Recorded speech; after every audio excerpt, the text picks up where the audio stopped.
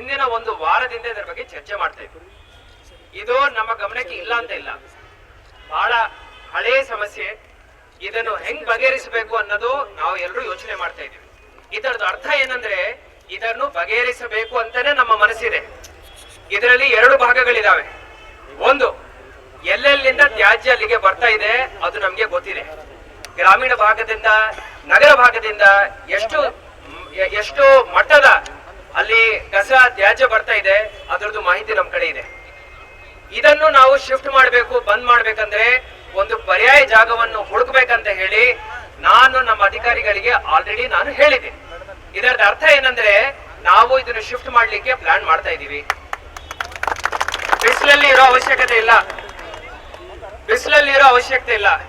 ನಿಮ್ದು ಏನು ಮನವಿ ಇದೆ, ನೀವೊಂದು 10 ಜನ ನನ್ನ ಜೊತೆ ನನ್ನ ಟೇಬಲ್ ಮೇಲೆ ಕೂತ್ಕೊಂಡು ಮಾತಾಡ್ಬೇಕು, ಅದು ಪದ್ಧತಿ. ಈಗ ತಾವು ಏನ್ ಮಾತಾಡಿದಿರೋ ಎಲ್ಲರೂ ಗೊತ್ತಾಗಿದೆ, ಎಲ್ಲ ಜನಪ್ರತಿನಿಧಿಗಳಿಗೆ ಗೊತ್ತಿದೆ, अधिकारिಗಳಿಗೆ ನಮಗೆ ಗೊತ್ತಿದೆ. सभी को पता है आपको क्या चाहिए एंड इसका जो सोल्यूशन है उसके लिए हम पिछले 1-2 हफ्ते से काम भी कर रहे. इतना बड़ा जगह है, उसको अगर हमको शिफ्ट करना है तो मुझे ऑल्टरनेट जगह ढूंढनी पड़ेगी ना. मैं बोलता हूँ, देखो भाई, मैं तब से मैं बहुत सुना. 1 सेकंड सुनो, तब 1 सेकंड देखो क्या होता है ना, जब बड़ी भीड़ रहती है ना, पहले आप बात करो, मैं आपको इज्जत देता हूँ, फिर आप मेरे स्थान को थोड़ा इज्जत देके मुझे बात करने दो. बीच में बात, मैं आपको माइक चाहिए तो दे दूंगा वापस, आप बात कर लो. आपने जो भी रिक्वेस्ट किया मैंने सुना पीसफुली, आप आराम से रहो. देखो, जो भी कंस्ट्रक्शन हो रहा है अभी, जिसको भी इंस्ट्रक्शन देना है मैं दूंगा. अभी के लिए उसको हॉल्ट करने के लिए मैं बोलूंगा, ठीक है? मैं बोलता हूँ.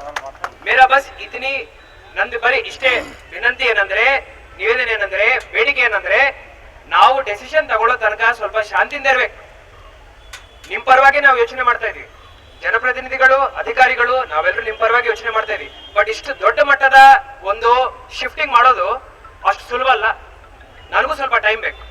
ಈ ಟೈಮ್ ನಾನು ಎಷ್ಟು ತಗೊಳ್ತೀನಿ, ಹೆಂಗ್ ಮಾಡ್ತೀನಿ, ನಾನೇನು ನನ್ನ ಇಷ್ಟ ರಾಜ್ಯ ಮಾಡ್ತಾ ಇಲ್ಲ. ನಿಮ್ಮೆಲ್ಲರ ಜೊತೆ ಕೂತ್ಕೊಂಡು ಚರ್ಚೆ ಮಾಡ್ತೀನಿ, ನಿಮ್ಗೆ ಹೇಳ್ತೀನಿ ಹೆಂಗ್ ಮಾಡ್ತಾ ಇದ್ದೀನಿ ಅಂತ. ಅದರ ಪ್ರಕಾರ ಈ ಒಂದು ಕೆಲಸ ಏನಿದೆ ಅದನ್ನು ಮುಂದುವರಿಸೋಣ. ನನ್ನ ಪ್ರಕಾರ ಇವತ್ತು ಇಷ್ಟೇನು ತಾವು ಇಲ್ಲಿ ಪ್ರತಿಭಟನೆ ಮಾಡಿದಿರಿ, ಇದಕ್ಕೆ ಒಂದು ಸಾರ್ಥಕತೆ ಸಿಕ್ಕಿದೆ. ಏನಂದ್ರೆ 2 ಪಾಯಿಂಟ್ ಶಿಫ್ಟ್ ಮಾಡ್ಲಿಕ್ಕೆ ಜನಪ್ರತಿನಿಧಿಗಳು, ಅಧಿಕಾರಿಗಳು ನಾವು ಇದಕ್ಕೆ ಸಮ್ಮತಿಯನ್ನು ತೋರಿಸ್ತಾ ಇದೀವಿ.